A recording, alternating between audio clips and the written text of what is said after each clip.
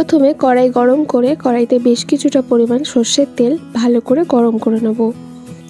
তেল ভালো করে গরম হয়ে আসলে এরপর নুন হলুদ মাখানো আমুদি মাছ দিয়ে ভালো করে ভেজে নেব। আমুদি মাছ ভালো করে ভাজা হয়ে গেছে, এবার মাছগুলো তুলে নেব। এইভাবেই আমি সবকটা মাছ ভেজে নিয়েছি।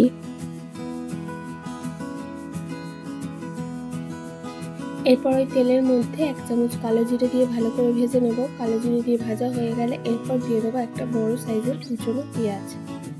পেঁয়াজ দিয়ে নেড়ে চেড়ে ভালো করে ভেজে নেব।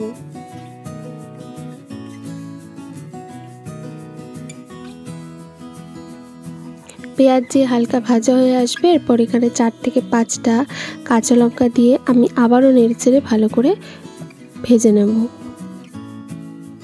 এর সাথে দিয়ে দেবো একটা ছোট টমেটো কুচি। টমেটোটাকে দিয়ে আবারও ভালো করে নেড়ে চেড়ে ভেজে নিচ্ছি।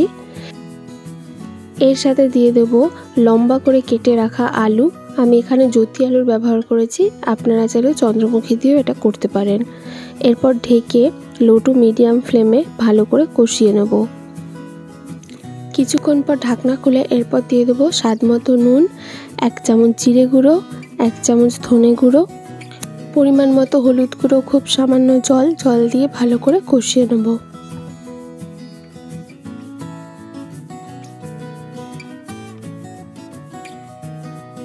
জল দিয়ে ভালো করে ফুটিয়ে নিয়েছি। এরপর দিয়ে দেবো 1 চামচ কাশ্মীরি লঙ্কার গুঁড়ো। এরপর সব কিছু ভালো করে মিশিয়ে নেব। আপনারা আমুদি মাছ একবার অবশ্যই এইভাবে বাড়িতে ট্রাই করে দেখতে পারেন, খেতে কিন্তু দুর্দান্ত হয়। দেখুন কষিয়ে নিয়েছি, মশলা থেকে তেল ছেড়ে এসছে। এরপর আমি এখানে হালকা গ্রেভির জন্য জল দিয়ে দিচ্ছি। এরপর ভেজে রাখা মাছগুলো দিয়ে দেবো। ভেজে রাখা মাছ দিয়ে লো টু মিডিয়াম ফ্লেমে ঢেকে ভালো করে ফুটিয়ে নেব। ভিডিওটা পুরো দেখার অনুরোধ রইল। ভিডিওটা ভালো লাগলে একটা লাইক করে দেবেন, চ্যানেলটি সাবস্ক্রাইব করে পাশে থাকবেন আর কমেন্ট করে জানাবেন এই রেসিপিটি কেমন লাগলো। ঘরে খুব সহজেই বানিয়ে ফেলতে পারেন, ঘরে থাকা উপকরণ দিয়ে খুব কম সময়ে এই দুর্দান্ত স্বাদের রেসিপিটা বাড়িতে অবশ্যই ট্রাই করবেন।